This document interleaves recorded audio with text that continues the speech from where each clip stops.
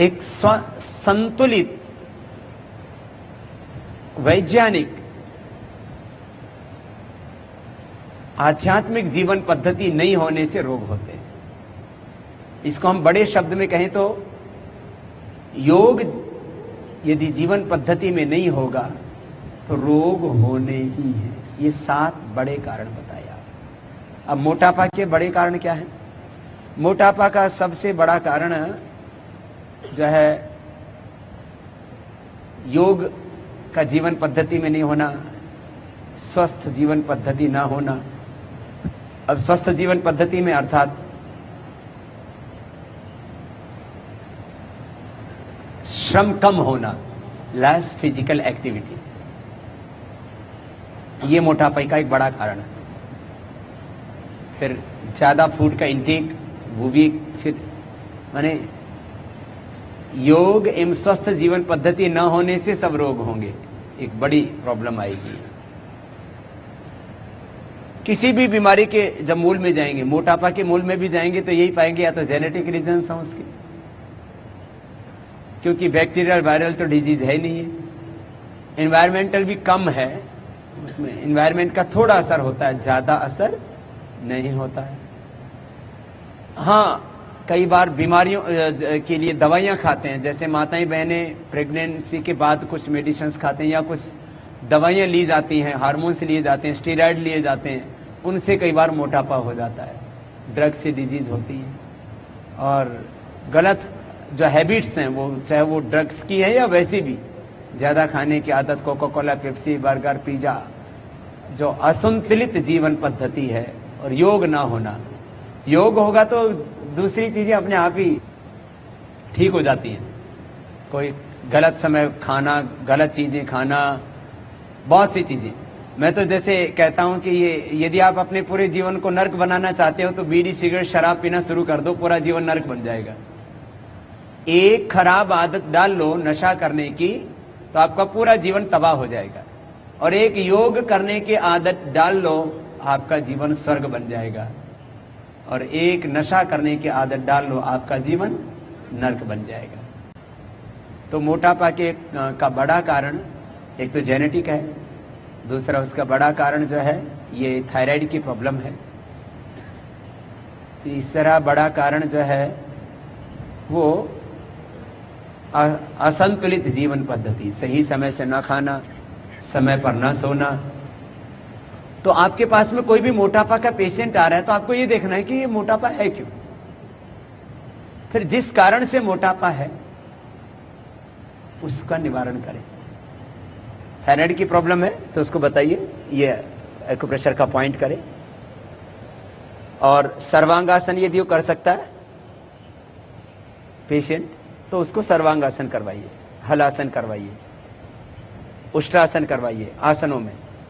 और ये आसन सर्वांगासन, हलासन, चक्रासन, उष्ट्रासन ये सब नहीं कर सकता तो उसको अर्धमत्स्येंद्रासन ये सब नहीं कर सकता, जिससे थायराइड का एक्सरसाइज होता है। थायराइड की जिससे एक्सरसाइज होगी वो उससे थायराइड एक्टिवेट होगा। फिर जो आसन नहीं कर सकता उसको बोले गोल गोल गर्दन को मुड़, और उज्जाई प्राणायाम गले को टाइट करके, ये भी थायराइड की एक्सरसाइज ही तो है, और कपालभाति। तो जिनको भी मोटापा है तो ये देखना पड़ेगा मोटापा है किस कारण से। मैंने कहा ना 100% मोटापा का इलाज होगा, 4 चीजों को अपनाना होगा: योग, आयुर्वेद, प्राकृतिक जीवन पद्धति और एक्यूप्रेशर। तो ये एक्यूप्रेशर थायराइड के, यदि उसको ज्यादा खाने की आदत से मोटापा है तो उसको समझाना पड़ेगा भाई हेल्दी लाइफस्टाइल अपनाओ, हेल्दी फूड खाओ, सात्विक खाना खाइए, मांसाहार आदि छोड़िए, burger, pizza, Coca Cola, Pepsi आदि छोड़िए, समय से खाना खाइए, स्वस्थ वृत्त को अपनाइए, स्वस्थ जीवन पद्धति को अपनाइए, उसको प्रेरित करना पड़ेगा।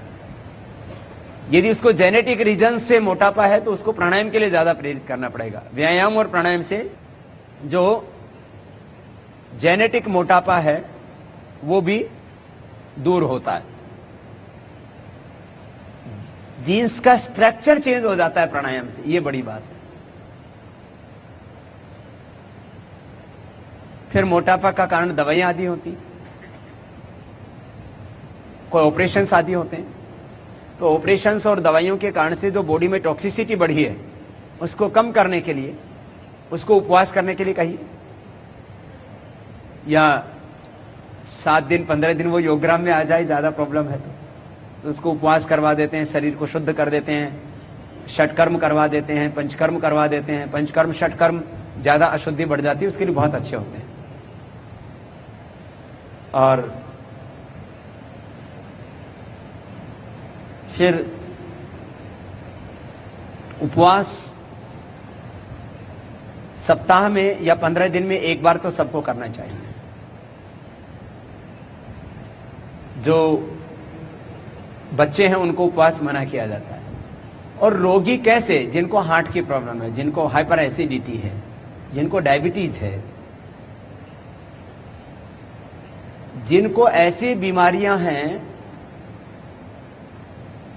कि भोजन बंद करने से रोगी की हालत बिगड़ सकती है, ऐसे रोगियों को उपवास मना किया है। बाकी व्याधि नाशाय लंघनम। तो मोटापा वालों के लिए तो आहार का नियंत्रण तो बहुत जरूरी है, क्योंकि जो हमारे फिजिकल स्ट्रक्चर है इसका रॉ मटेरियल तो फूड ही है ना। वो कार्बोहाइड्रेट उसकी डाइट में ज्यादा है, फैट उसकी डाइट में ज्यादा है, शुगर उसकी डाइट में ज्यादा है। तो चिकनी चीजें, लेजदार चीजें, फिर ज्यादा ठंडी चीजें, ये तो मोटापा को बढ़ाएंगी। तो हमें ये देखना पड़ेगा कि इसको मोटापा किन किन कारणों से। एक साथ उसको 4 कारण भी हो सकते हैं। उसको जेनेटिक कारण भी हो सकते हैं, वो शारीरिक श्रम न करना, योग आदि न करना, ज्यादा खाना, माने संतुलित जीवन पद्धति ना होना, योग जीवन पद्धति में ना होना, वो दवाइयां भी उसने खा ली ऐसी, पहले जेनेटिक रीजंस तो थे ही उसको, या ऑपरेशन आदि भी उसने करवा लिया। कई कारण हो जाते हैं। लेडीज को अक्सर ये होता है, डिलीवरी के बाद उनको मोटापा बढ़ता है। तो जिस भी कारण से हो, अब निवारण के लिए थायराइड के है तो ये पॉइंट दबाएं, उसको आसन बताएं, फिर साथ में उसको गर्म पानी पीने के लिए बोलें, कोई भी हो जाए। कुछ ऐसी चीजें हैं जो किसी भी मोटापा वाले को बतानी ही चाहिए। हर मोटापा वाले को बोलना चाहिए, एक तो आहार पर नियंत्रण करो, लो carbohydrate diet, low fat, low sugar, और उसको बोलो सलाद, हरी सब्जियां ज्यादा खाए, चबा चबा करके खाए, और लेप्टिन का जो है लेवल कंट्रोल करने के लिए प्राणायाम बहुत जरूरी होता है। तो प्राणायाम योगाभ्यास करने से खाने पर अपने आप कंट्रोल आ जाता है, ये खास बात। और उसको बोलना चाहिए कि आप फलों में वाटरमेलन सबसे अच्छा होता है। यदि शुगर है तो भी थोड़ी मात्रा में ले सकता है। प्राकृतिक चिकित्सा में मोटापा वालों को वाटरमेलन जूस जरूर पिलाते हैं, मोटापा, और वाटरमेलन खिलाते हैं, जूस नहीं, खिलाना क्या, उसका फाइबर भी साथ में जाएगा। और वो कोई भी चीज जब खाते हैं ना, लिक्विड चीज को भी ऐसे ही लेना चाहिए जैसे खा रहे हैं। जो है एक प्राकृतिक चिकित्सा में कहा जाता है, सॉलिड चीज को लिक्विड करके खाओ और लिक्विड को सॉलिड। और किसी भी चीज का यदि उसका फाइबर है तो उसको फेंको मत। जैसे आप मौसमी खा रहे हैं, आप संतरा खा रहे हैं, अनार खा रहे हैं, तो उसका जो फाइबर है उसको साथ में लीजिए। गेहूं की रोटी भी खा रहे हैं तो चोकर के साथ खाइए। तो आपको मोटापा के पेशेंट को कम से कम 10 मिनट लगेंगे, बात करेंगे आप उसको, फिर समझाएंगे। 10-15 मिनट भी लगे तो लगने दें, लेकिन उसको ठीक से समझाएं। तो आपके पास में मोटापा वालों की लाइन लग जाएगी, क्योंकि उनका मोटापा दूर होना ही है। जब आप उनको एक हेल्दी लाइफस्टाइल अपनाने के लिए कहेंगे, योग करने के लिए कहेंगे, करवाएंगे, उससे प्रेरित करेंगे उसको कि रोज कपालभाति तो जरूर करो। और मोटापा के लिए 10 अभ्यास हम बताते हैं। खड़े होकर के दौड़ना जितना हो सके, फिर साइड में झुकना त्रिकोणासन, फिर क्रॉस करके झुकना कोणासन, फिर आगे पीछे झुकना पाद हस्तासन, फिर हाथ दोनों छाती के सामने रखे, ऐसे फैलाने जिससे कि चीस्ट का, ब्रेस्ट का और हाथों का फैट कम हो। हस्त विस्तृतासन ऐसे। फिर बैठ करके चक्की आसन, घुमाना ऐसे दोनों हाथों को गोल गोल। फिर क्रॉस करके पकड़ना, जो है जैसे कि त्रिकोणासन करते हैं खड़े होकर के, तो स्थित त्रिकोणासन। फिर लेट करके एक एक पैर को ऊपर उठाना, अर्धहलासन।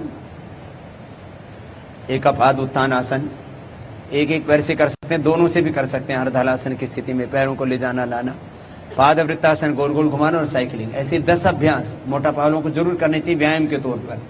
ये अभ्यास हम 1 घंटा लगातार करवाते हैं तो आधा से 1 किलो वेट कम हो जाता है एक ही दिन के अंदर। और यहाँ जब आवासीय शिविर हम करते हैं उसमें रोगियों का मिनिमम 250 ग्राम और मैक्सिमम 2 किलो तक वेट कम कर देते हैं हम एक दिन में। योग का इतना प्रभाव, तो इसको योग को अपनाने के लिए प्रेरित करें। अश्वगंधा के 3-3 पत्ते सुबह, दोपहर, शाम 3 बार लिए जा सकते हैं। और यह प्रयोग लगातार 1 सप्ताह तक किया जा सकता है। और फिर यदि किसी को दिक्कत नहीं हो रही हो, जैसे मान लीजिए किसी का बीपी लो हो जाता है या किसी को चक्कर आने लगते हैं, तो बंद कर दें 7 दिन के लिए, फिर शुरू कर दें 7 दिन बाद। और यदि किसी का बीपी लो होता है तो उसको शिलाजीत खिला दे 1-2 बूंद। किसी का अश्वगंधा से यदि बीपी डाउन चला जाता है तो उसको जो है शिलाजीत 1-2 बूंद खाने के लिए दे दे गर्म पानी में। नमक बंद करने से मोटापा बहुत जल्दी कम होता है। एक्सेस जो वाटर होता है बॉडी में, किसी किसी के शरीर में पानी का अंश बहुत ज्यादा होता है, वाटर रिटेंशन बोलते हैं उसको, उससे भी वजन बढ़ता है। तो नमक कम करने से यूरिन की मात्रा अपने आप बढ़ जाती है और नेचुरली जितना एक्सेस वाटर है वो रिलीज हो जाता है बॉडी से। तो थोड़ी इच्छा शक्ति होनी चाहिए, थोड़ा आप प्रेरित कीजिए रोगी को। तो मोटापा वाले रोगियों को नमक कम लेना चाहिए या बंद ही कर देना चाहिए। नमक,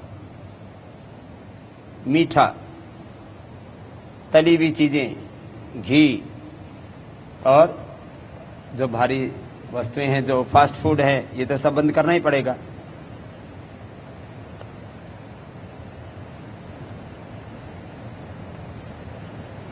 लो कार्बोहाइड्रेट, कार्बोहाइड्रेट उनको बोलो कम लें। जैसे आलू में कार्बोहाइड्रेट है, जल उससे वजन बढ़ेगा।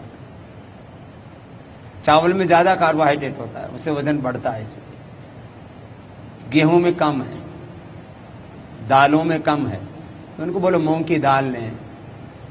चावल भी खाना है तो कम मात्रा में खाएं, लो कार्बोहाइड्रेट डाइट। ऐसे खाने पीने का बहुत असर पड़ता है, हमने देखा है। और लौकी का जूस तो बहुत फायदा करता ही। लौकी का जूस के और बहुत फायदे हैं, कोलेस्ट्रॉल के लिए, हार्ट के लिए, प्रोस्टेट के लिए, स्किन डिसऑर्डर्स के लिए, थायराइड में भी लाभ करता है। मैंने देखा कई लोगों को जेनेटिक थायराइड की प्रॉब्लम थी और उनको लौकी का जूस पिलाया, उनकी जेनेटिक थायराइड की प्रॉब्लम भी दूर हो गई और मोटापा भी दूर हो गया।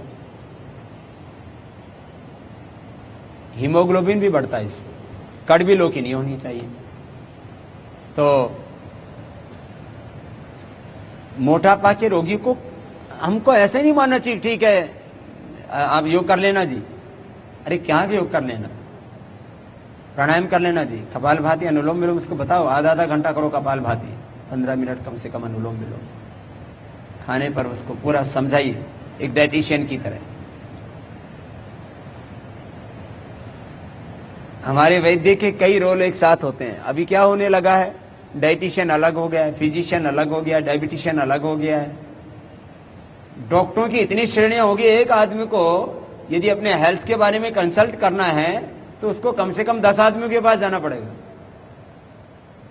डायबिटीज वाला अलग डॉक्टर है, डाइट वाला अलग डॉक्टर है, हड्डी वाला अलग डॉक्टर है, फिर जो है हार्ट वाला अलग डॉक्टर है, आंख वाला अलग डॉक्टर है, कान वाला अलग डॉक्टर है, दांत वाला अलग डॉक्टर है। हमारे पतंजलि के डॉक्टर ऐसे हैं जो सब रोगों का एक डॉक्टर है और सब रोगों की वो दवा करने में, उपचार करने में, इलाज करने में वो पूरी तरह सक्षम है। ये है बड़ी बात।